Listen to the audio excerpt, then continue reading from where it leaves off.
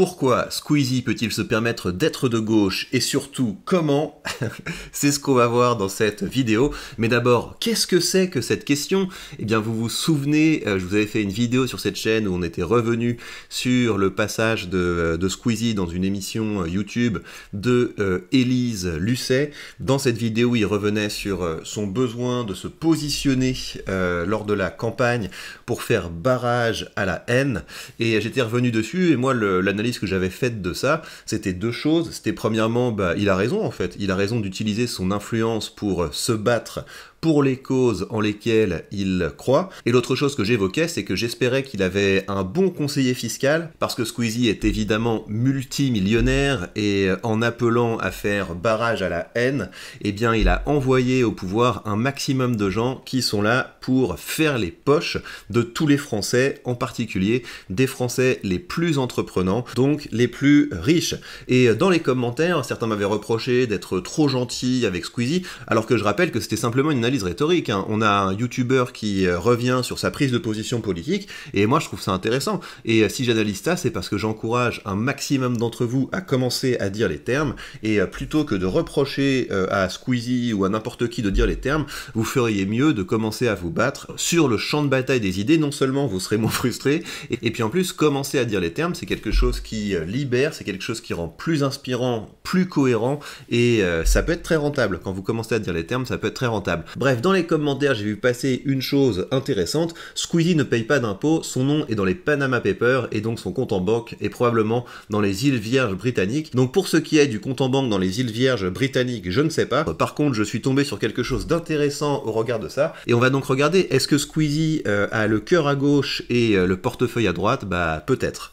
YouTube, comment Norman, Cyprien et Natou échappent aux impôts. Alors le premier truc, c'est que moi sur ce genre de choses, je critiquerai jamais quelqu'un d'essayer d'optimiser l'argent qu'il a gagné. Je pense que les gens ont raison de le faire, parce que c'est normal quand on a fait un effort de refuser qu'on nous vole cet argent, surtout quand on voit la manière dont l'argent est utilisé en France. Moi ce qui me gêne, c'est quand les gens qui essaient d'échapper au vol étatique, ensuite votent pour que leurs concitoyens, eux, se fassent piller, leurs concitoyens plus faibles, qui n'ont pas accès aux meilleurs conseillers fiscaux, se fassent complètement voler par les impôts. Parce que leur barrage, là, ça a des conséquences très concrètes. La commission des finances vote la création de 4500 postes contre l'évasion fiscale. C'est-à-dire, alors que le budget de la France est complètement mourant, on va dépenser 590 millions pour ajouter 4500 postes de fonctionnaires, alors qu'on est déjà le pire enfer fiscal de la planète, alors que notre pays croule déjà sous les ponctionnaires.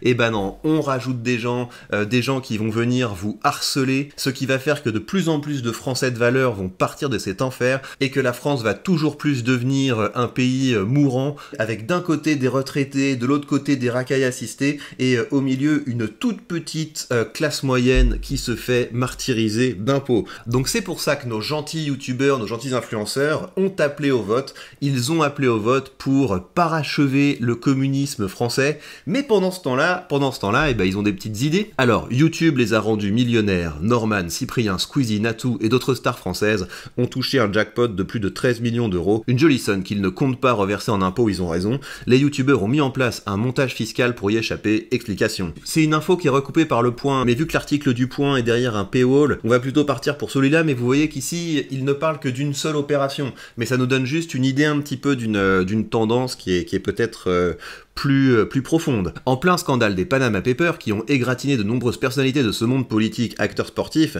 BFM révèle que les youtubeurs ont aussi recours à des montages fiscaux pour échapper à l'impôt. Comme nous vous le disions hier, Norman, Cyprien, Squeezie ont touché un jackpot de 13 millions d'euros. Oui, les trois stars françaises de YouTube font partie du cercle fermé des multimillionnaires, mais en fait ils le sont déjà au regard de leurs revenus. Si vous regardez leurs revenus publicitaires, je sais pas combien ils se font, mais ils doivent se faire plusieurs centaines de milliers d'euros par mois en opération. Squeezie, c'est sûr, il se fait peut-être un peu plus que ça, mais ça va vite.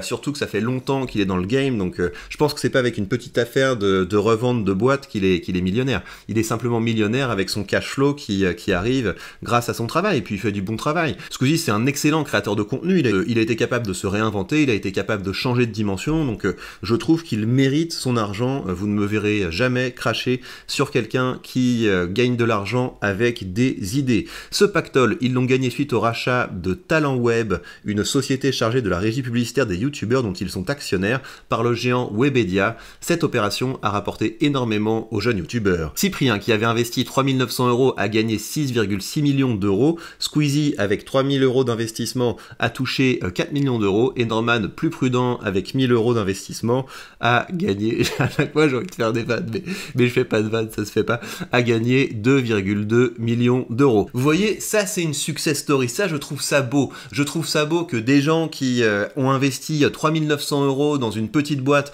d'ailleurs je pense que c'est une boîte qui a grandi en grande partie grâce à eux, grâce au travail qu'ils ont accompli, qui puissent changer une petite somme en une somme gigantesque, je trouve ça génial, je trouve ça beau, et quand on est humain, effectivement, on a envie de garder le jackpot pour nous. On n'a pas envie que Jean-Michel, conseiller de je sais pas quoi à Bercy, payé par nos impôts, vienne, nous vole tout notre argent, le mettre dans ce pot opaque de l'argent public qui va ensuite être gaspillé pour acheter 100 balles une lampe de bureau qui coûte 10 balles. Non, on a envie que l'argent reste dans notre poche et c'est normal. Comme l'explique le site BFM, ces plus-values impressionnantes auraient dû être taxées assez lourdement. D'abord via l'impôt sur le revenu pouvant atteindre 45% et également en cotisation sociale pouvant atteindre 15,5%.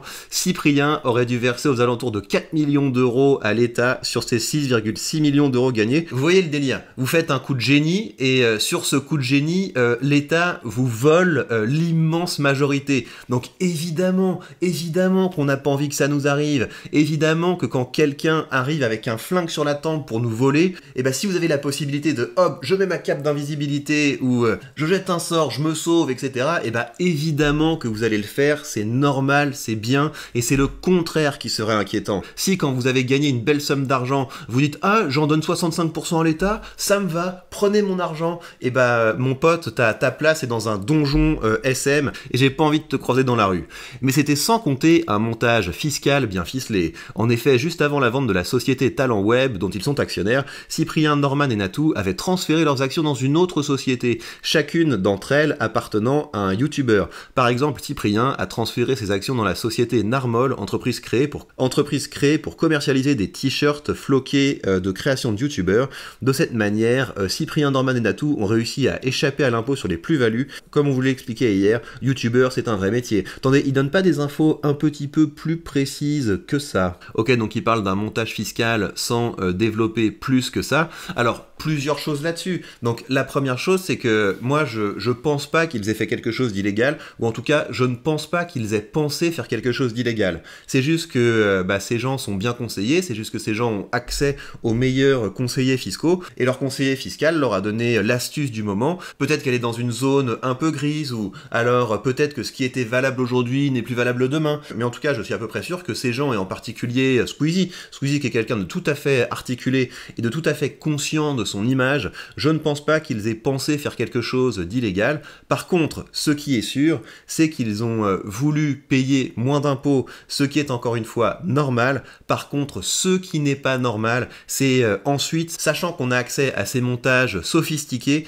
de faire venir au pouvoir une caste parasite qui est là pour voler les Français, Français qui ne pourront pas se sauver, sans parler du fait que ça aggrave le collectivisme français qui est déjà responsable de notre pauvreté. Et si vous voulez, ce que je trouve injuste, c'est que c'est un petit peu facile de gagner sur le côté des points de vertu du type « ouais, moi je suis celui qui s'engage contre la haine, allez tous ensemble contre la haine », et puis de l'autre côté, on a des moyens qui nous permettent d'échapper aux conséquences des politiques qui, par notre action, vont s'appliquer aux autres. Et je pense qu'une piste pour corriger ce problème, c'est de commencer à faire savoir que c'est pas ok d'être de gauche. Être de gauche, c'est contribuer à normaliser ce qu'est au fond une pathologie mentale, à savoir la haine de soi, à savoir la haine de la réussite, la détestation de l'effort, de la tradition, enfin de tout ce qui est beau en fait. C'est une maladie mentale, et donc non, ce n'est pas ok de propager ça, et je pense qu'il faut faire un travail massif pour que la honte change de camp.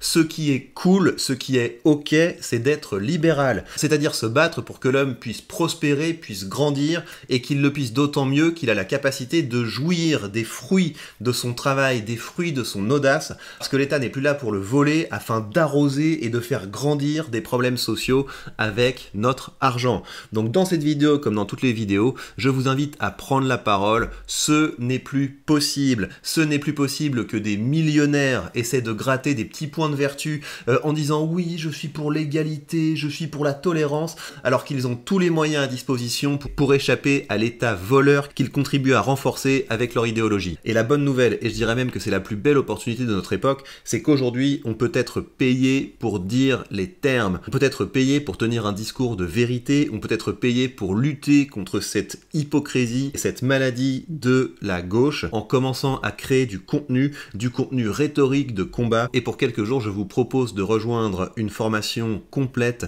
qui vous forme à tout ça. C'est une formation qui marche très bien, je salue toutes celles et tous ceux qui l'ont rejointe et je suis très content de voir ce que vous êtes en train de produire parce que dans cette formation, comme dans toutes mes formations, c'est quelque chose de très pratique. Je vous montre quelque chose, un type de plan de discours, un type de vidéo à créer, la manière dont on se positionne par rapport à nos alliés, par rapport à nos adversaires, enfin on fait de la stratégie politique en fait, mais c'est très concret et vous êtes à chaque étape de la formation encouragé à créer, encouragé à produire et je vois ce que vous produisez, je vois les résultats que les participants sont en train d'obtenir et tout ceci est très motivant. Profitez-en, la formation est au prix de lancement pour seulement quelques jours, alors à l'attaque.